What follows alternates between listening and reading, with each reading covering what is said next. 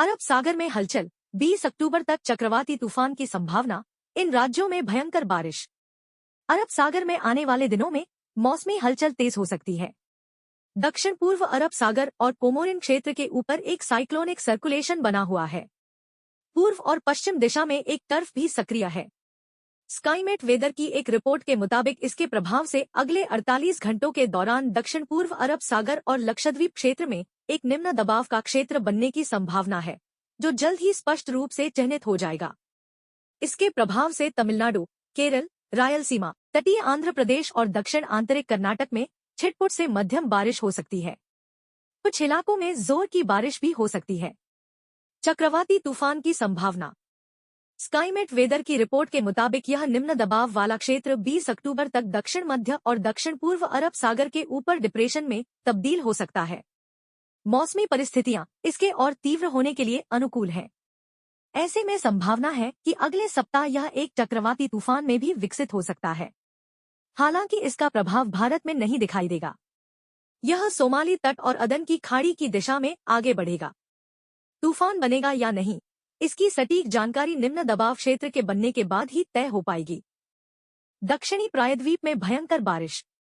दक्षिणी प्रायद्वीप भारत में उत्तर पूर्व मानसून की एंट्री के साथ ही भारी बारिश का दौर जारी है।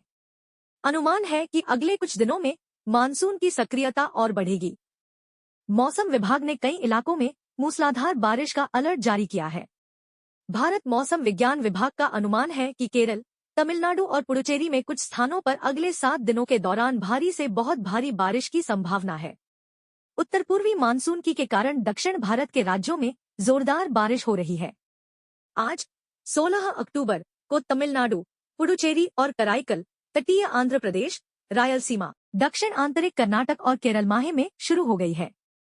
कोमोरिन क्षेत्र और आसपास के क्षेत्रों में एक ऊपरी हवा का साइक्लोनिक सर्कुलेशन बना हुआ है। यह मध्य क्षोभ मंडल स्तर तक फैला हुआ है। निचले क्षोभ मंडल स्तरों में दक्षिणी प्रायद्वीपीय भारत, दक्षिण और उससे सटे मध्य बंगाल की खाड़ी में पूर्वी और उत्तर पूर्वी हवाएं चल रही हैं। बीते 24 घंटों के दौरान तमिलनाडु, पुडुचेरी और कराईकल और दक्षिण तटीय आंध्र प्रदेश और केरल के आसपास के क्षेत्रों में मध्यम से भारी बारिश दर्ज की गई। रायलसीमा और दक्षिण आंतरिक कर्नाटक के आसपास के क्षेत्रों में भी कुछ स्थानों पर बारिश हुई। इसी अवधि के दौरान तमिलनाडु में कहीं कहीं भारी से बहुत भारी वर्षा हुई।